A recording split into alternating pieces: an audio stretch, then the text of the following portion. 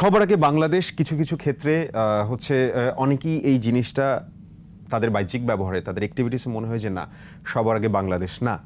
আমরা এই ক্ষেত্রে আসলে বাংলাদেশের ইতিহাস ঐতিহ্য, বাংলাদেশের যে সৃষ্টি মুক্তিযুদ্ধকে কেন্দ্র করে আমরা যদি প্রত্যেকটা প্রেক্ষাপট দেখি, এটা কি কোনো না কোনোভাবে আপনার হচ্ছে একটা সাইডলাইন করার চেষ্টা হয়নি বিগত ১.৫ বছরে নির্বাচনের আগ অবধির সময়?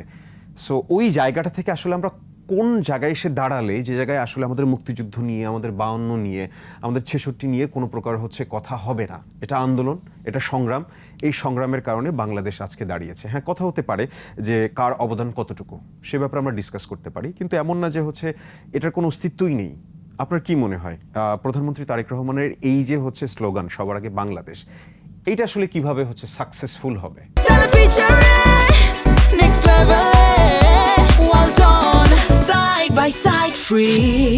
দেখেন, তারেক রহমান সাহেব উনি ওনার নিজ যোগ্যতা এবং রাজনীতির মধ্য দিয়ে কিন্তু আজকে বাংলাদেশের সর্বোচ্চ ক্ষমতায় অধিষ্ঠিত হয়েছেন, প্রতিষ্ঠিত হয়েছেন জনগণের ভোটে, এবং উনি দক্ষিণ এশিয়ার আয়রন ম্যান হিসেবে অধিষ্ঠিত হয়েছেন।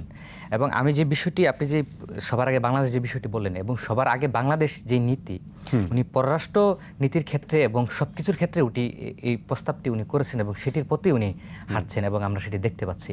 কিন্তু এখানে তখনই প্রশ্ন আসে মুক্তিযুদ্ধ নিয়ে। আজকের এই এত বছর পরে এসে মুক্তিযুদ্ধ নিয়ে কেন প্রশ্ন আসে, কাদের জন্য আসে জানেন? সেটা জামাত শিবিরের জন্য এই প্রশ্নটা আসে। তারা এমন একটা দল যারা আমাদের মুক্তিযুদ্ধের সময় আমাদের এই মা মাটি এবং মা বোনদের বিরুদ্ধে গিয়ে অবস্থান নিয়েছিল। তারা আমাদের মা বোনদেরকে ধরে ধরে নিয়ে এসে পাকিস্তানি ক্যাম্পে দিয়ে আসতো, এবং মানুষের যেই গরু ছাগল অর্থ সেগুলি কিন্তু তারা লুটপাট করেছিল। সেই ইতিহাস কিন্তু আপনার যুগের পর যুগ মানুষ জানে। এবং আজকের দিনে এসে জামাত যে দলটা, তারা আপনার এখনো সেই মুক্তিযুদ্ধ নিয়ে প্রশ্ন তোলে, যার কারণে কিন্তু সবার আগে বাংলাদেশ শব্দটা ইউজুয়ালি কি হচ্ছে, কি বলে তাদেরকে ট্যাগ করা হয়, যে জিনিসটা হচ্ছে সবাই হচ্ছে তাদেরকে ট্যাগ করে বলে জামাত শিবিরকে, বা এই জায়গায় কি ট্যাগিং এর রাজনীতি হচ্ছে না?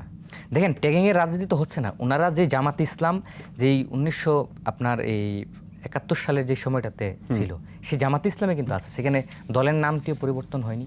কিংবা তারা যেই গণহত্যা চালিয়েছিল আমাদের এই মামাটি মানুষের উপরে, সেটির জন্য তারা কিন্তু আনুষ্ঠানিক জাতির কাছে এমন কোনো দুঃখ প্রকাশ করেনি, ক্ষমা চায়নি, যা দ্বারা এদেশের মানুষ তাদের প্রতি সন্তুষ্ট হতে পারে।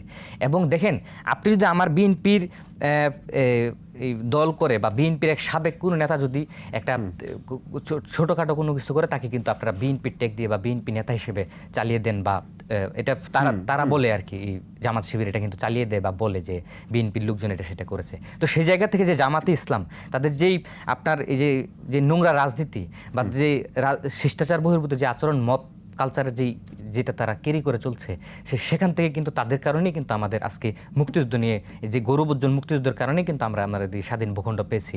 সেখানে তারা পাকিস্তানের পক্ষে বিভিন্ন সময় বিভিন্ন কথা বলে থাকে। আমরা সবসময় এই জিনিসটা চাইবো যে বাংলাদেশের মুক্তিযুদ্ধ নিয়ে আলোচনা হোক, জনগণ জানুক মুক্তিযুদ্ধের সময় কি হয়েছে, কিন্তু কখনো মুক্তিযুদ্ধ নিয়ে কোনো মিথ্যা প্রপাগান্ডা না চলুক, সেই জায়গাটা থাকবে। এবং আমি অবশ্যই এই জিনিসটা একমত যে সবার আগে বাংলাদেশ, অবশ্যই সবার আগে বাংলাদেশ।